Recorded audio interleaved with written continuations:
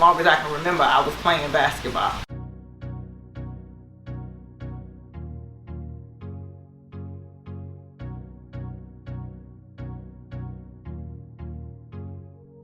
My dad has a different recollection of the story. He said I used to be really pretty, and then all of a sudden I just ended up with a basketball in my hand, and I remember trying to do everything my brothers were doing, practicing hard. I always wanted to be the best, just really competitive.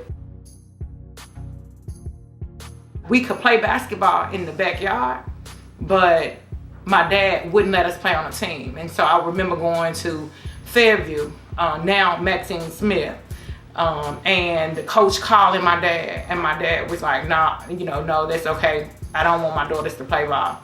We kind of grew up in like this real strict Christian background, and he didn't want his girls playing basketball because we would have to wear shorts, and you had to wear dresses, and so. And then I would be in gym class and I would be playing basketball, and the coach saw me and she was like, why don't you try out? And I was like, nah, that's okay. I don't think my dad would let me play. And so my sister graduated, and once she graduated, she just had this wilding out experience, and it's as if my dad just woke up, eyes just were open, and he all of a sudden began to entertain the coaches who would call, and he allowed my sister and I to play around the 8th. I was in the 8th grade and my sister was in the 9th grade. And so when I got to Central, I was the only freshman on the varsity team, and so all I know is the best person needs to play. But at the time I was playing alongside a girl named Trisha McGee. She was really good, but she was on her way out. And so that was my competition in practice. And so, but she had that point guard position pretty much sold up. And so getting reacclimated, just running to attitude problems. I was so competitive, felt like, I was supposed to be starting, it's not fair. I had a better practice. I practiced harder, I practiced better, I've shown her up in practice. Why am I not starting over her? And so we kind of began to have run-ins with the coach. I ran into issues with my attitude, and I could feel God just beginning to deal with me, because at that time I also was trying to develop my own relationship with God. So I went into my 10th grade year, and I would try to go to practice, and I just constantly feeling God tug on me to tell, just feeling like he wanted me to kind of give it a rest and just develop my relationship. Just kind of see, really, honestly, I feel like I love basketball more than anything. Like any spare time I got, I was playing basketball. And so I almost felt like I wanted to show God at the time, in the beginning stages of my relationship with him, that I loved him more. And so I went to my coach, and I remember doing it, my chest was pounding. I was like, man, I'm about to do this. And so took my deep breath, looked at my coach in the eyes, and I said, I'm not playing this year. I'm gonna sit out this year. And I remember her looking at me in disbelief. She was like, you my starting point guard. The coach for the Charlotte Stings coming up to me and talking to me and was like, you're really good. I wanna follow you, I wanna keep in touch. I was like, wow, I can really do this. I might end up going to the WNBA. And I feel like I wanted to go to the WNBA, but I always kind of felt like that wouldn't necessarily be what God would have for my life. At the end of my 12th grade year at Central, I had made a decision that I wasn't going to play basketball in college.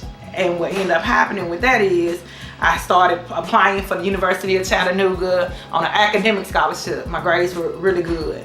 I was still like investing in young ladies, and so I was at a practice. I was practicing with an AU team. And as I was practicing, a coach came, and she was just talking to the other coach. She wasn't there to try to recruit. She was just talking. She was visiting the city. And she was like, who is that? And the coach was like, oh, she graduated, but she's not playing in college. She don't want to play in college. She was like, she graduated. She's not assigned to a school. And she called me over, and I was like, I'm pretty set on the fact that I don't want to play college basketball. And she was like, well, let me get your information.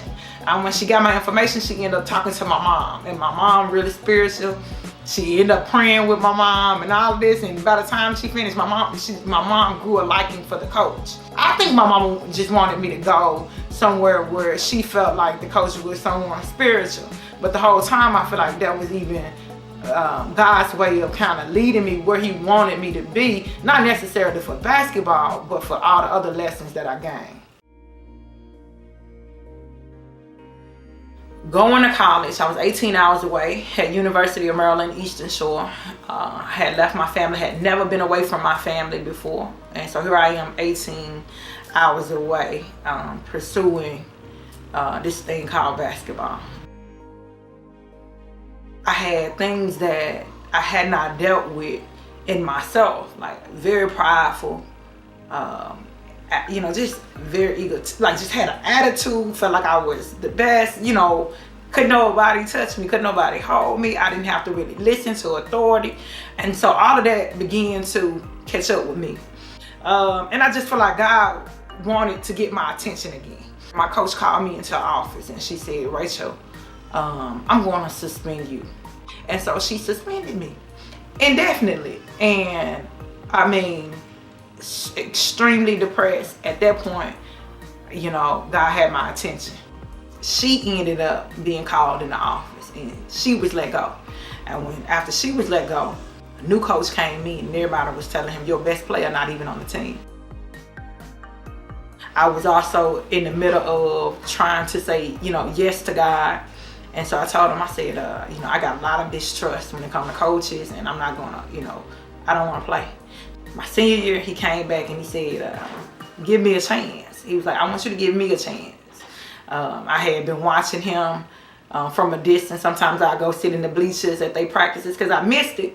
But I was just so hurt by, all that had happened in between. But he had a lot of character, you could tell, a man of God. And I started reconsidering. And so my senior year, I came back to the team.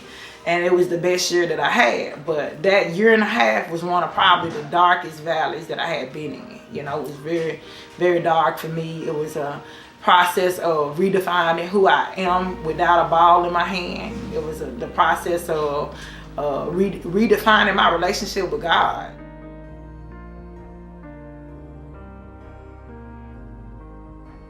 Allow God to define who you are and look for your worth through who he says you are. Not what another coach say, or another player says, or you hitting a game-winning shot, or you making varsity in your freshman year. Don't allow that to define you. One thing you will find out is that doesn't change. Even through the storms, even through my terrible attitude, me being extremely prideful, I felt like the one thing that was always consistent is God's love for me and his desire for me. Like I never stopped hearing or feeling like he was pulling me closer and wanted me to be closer. And so that didn't change, with the ball in my hand, without a ball in my hand. And so I would say to younger athletes to allow God to define you. And because you can hurt yourself and you don't want to be lost because you can't play the sport anymore. So I would say, look for that identity, look for your identity through the scripture and what he says about you, and be okay and be content with just that. My name is Rachael Goodwin-Spriggs, former basketball player for University of Maryland, Eastern Shore. Basketball was a God.